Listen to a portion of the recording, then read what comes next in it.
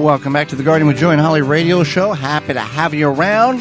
Find out more about those sponsors. Our parent website, the WisconsinVegetableGardener.com, will have all those listed under the Season 9 tab at the top of the page. Holly, let's go to the hotline and bring in our guest for this week.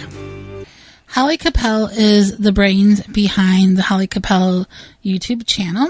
She is a mom of 6, author, crafter, food preserver, gardener, home cook, and more. Her new book just recently came out, and it is called Preserving the Seasons, A Guide to Canned, Jammed, Frozen, Dehydrated, Freeze-Dried, Quick-Pickled, and Infused Produce, Herbs and Flowers. It's a cookbook.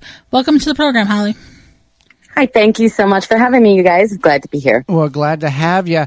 Let's start with the easy question, I guess. How did you get into gardening, and how has that impacted your large family? Did you get into gardening because of the family, or was that something that you had found earlier on in life? Yeah, it's been something that's just been a part of my life since as far as I can remember. My grandparents gardened, my parents gardened. So it was just sort of a natural progression for me. Things really took off when we bought our first home.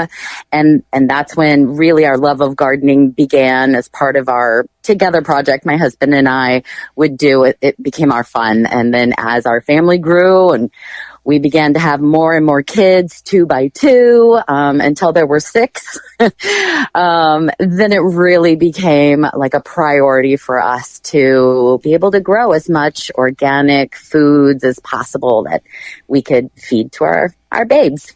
And I find it interesting that people who don't have homes, I mean, they don't own their own home or property, when you talk about gardening, well, yeah, it's a fun little thing. It doesn't really get serious until you have your own home, you have that landscape, you have that garden. Hey, we can do something really good with this.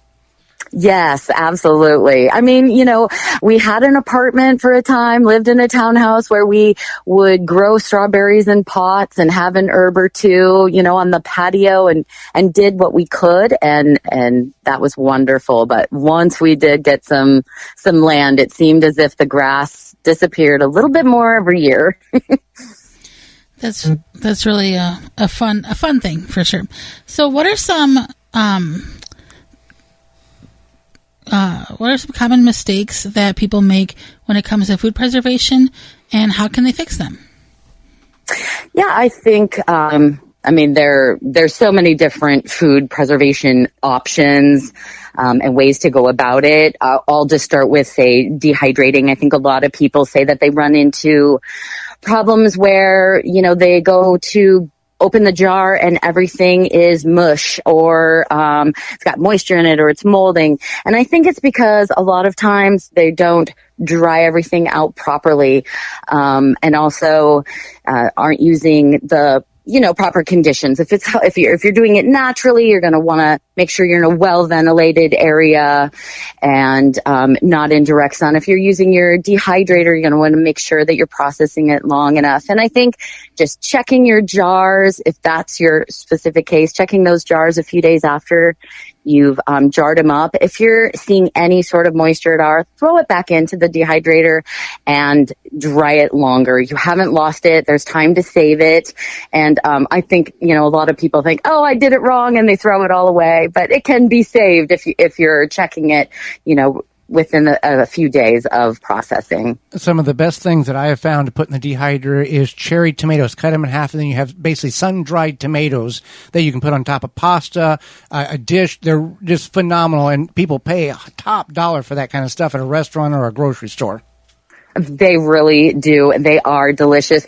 And, I love my dehydrator to use for like zero waste stuff. When I'm canning, say, tomatoes, I'll peel those skins off and then I'll dehydrate the skins. So I'm canning the whole tomatoes or cut or, chopped up however I'm going to do it in the canning, but I'm keeping those skins and dehydrating them so that I can turn them into a powder later to season soups and stews and sauces and just all kinds of things. And you're very prominent on social media, as we are, and I'm sure you see the cringe factor when people are canning and they flip their jars upside down to seal. Oh, Gosh, yes, any sort of open kettle canning, oven canning.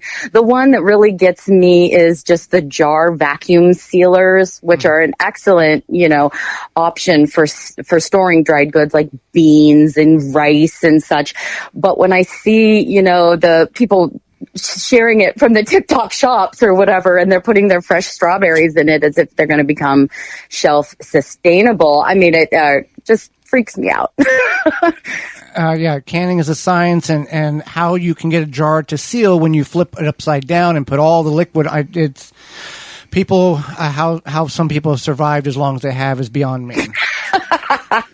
Yes, exactly. I mean, the whole key to that process is heat. We've got to get those jars hot enough to where the botulism and all of that, everything stops growing and that it becomes shelf stable. And just simply flipping those jars over, it's going to seal your jar, but it isn't going to make that food in there safe to eat.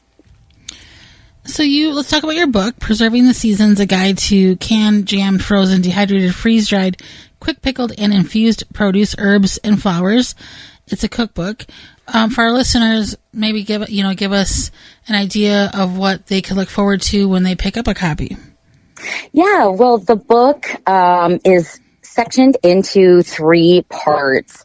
There's Saving the Seasons, which goes over all of the different preserving methods from freezing to quick pickles, drying, dehydrating, boiling water canning, even freeze drying. And then the second part is Savoring the Seasons, using infusions, oil infusions, vinegar infusions with your herbs, spices, fruits. All of those things can really transform a basic pantry into a custom pantry. And then that third part is Serving the Seasons. And that's the section where I provide a bunch of recipes using the things that we've preserved and infused in the first 2 chapters. And I give throughout the book a lot of ideas, ingredient options, and suggestions so that you can really custom make these creations and infusions to meet your own, taste buds and culinary projects. I want to touch on the dehydrator because people like to dehydrate, but there's so many options available. Is there one better than the other? The circle ones, the square ones. There's ones I recommend fanned. I know there's some that's got heating coil. Is there a go-to? Do you recommend a certain style or brand that you would rely or advise people to purchase? These are ever evolving machines. I happen to have 3 of them. My favorite is one that I bought 10 years ago myself. It's not one I got from a company, and it's really held the test of time. It's a circular one. I find that the food dries evenly in the circular one where the fan is on the top. But there are so many different machines, and it really depends too on what you're trying to do. I've got a dehydrator that's got stainless steel racks that I prefer to use when I'm making like beef jerky. And then the round ones are my go-to for when I'm doing vegetables and fruit or fruit leathers. Now, you dry store flowers. What do you use them for? Not flour like baking, but flour like the plant. Yes. So a lot of edible flowers. I love to dry flowers. I use them in cooking. I like to make syrups with them, and then you can use those syrups in beverages and baking, popsicles, on and on. I love them in tea. I use them as edible decor on my food. We also powder them up and use them to make homemade makeup and lotions, and some have medicinal uses. Nature is magic, and I'm collecting as much of it as I can in my yard. And slowly we've been, getting rid of the plants that don't offer any benefit and replacing them with either medicinal or edible flower in its place. So we're starting to get quite a collection going over here. So your YouTube channel is just your name, Holly Capelle. Can you tell our listeners what is available there? Oh, yeah. Right now, I kind of share more in stories. Every once in a while, I pop over a long form video. I'm really sharing the bulk of my stuff on Instagram right now. It's kind of like my main hub. And then when I want to do more of a how-to video or just talk to you more about options or process, I'm leaning on YouTube. And I'm starting to do that more often. So I hope that you'll see more happenings from me over there in the coming months. Now, we hear the term freeze dryer, and your book has that in it. For people who know the term but do not understand the process, what is going on with the freeze drying in addition, besides just dehydration? Yeah, so freeze drying is sort of the combination of the freezer and the dehydrator. It takes the foods and it freezes them quickly at a very low temperature, like -40. And that puts it in like a stasis where everything is just frozen in time. The nutrient value, the color, the taste, even some of the texture is preserved. And then from there, the machine begins to vacuum seal around the food and the trays start to warm at a slowly at a very high temperature until the food is completely dried. It's really an amazing tool to have.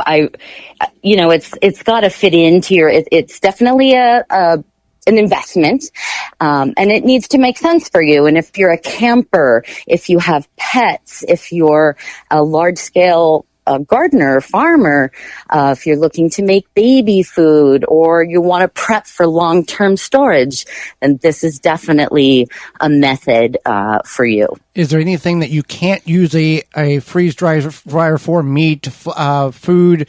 I know people do juices in that. Is there any like no-nos to that? Yeah, there are a few like high-fat stuff, chocolate, butter. It just doesn't freeze and dry well. But if those items are ingredients in something, say you're freeze drying, cookies that have butter in it, that would be fine, or chocolate chips in it. That's totally fine. But a chocolate bar isn't going to freeze dry. Yeah, it is an investment, but it is a cool tool to have if you can afford it and it works for you. It really is. And it's a wonderful alternative for making healthy snacks. Freeze-dried fruits at the store are a pretty penny. But if you can get, strawberries in season from your own garden or from, say, a you-picked farm, and you can do a mass amount of them, you're going to save a lot of money in the long run, and you're going to be eating really great snacks. Well, Holly, we appreciate you having you on the program. How can people find out more about you, your YouTube channel? Where can they get your book? Yeah, you can find the book at your local bookstore, online where fine books are sold. There's also a link in my bio on Instagram at Big Family Living. You can get it there. Yeah. Absolutely. Well, I appreciate the information. It's a very unique and interesting and informational cookbook you've got there, and I encourage our listeners to go take a gander and get that because you got a little bit of everything in there. We do indeed. Yes. Thank you so much. I really appreciate this opportunity to sit down and talk with you guys today. Absolutely. Thank you so much for that.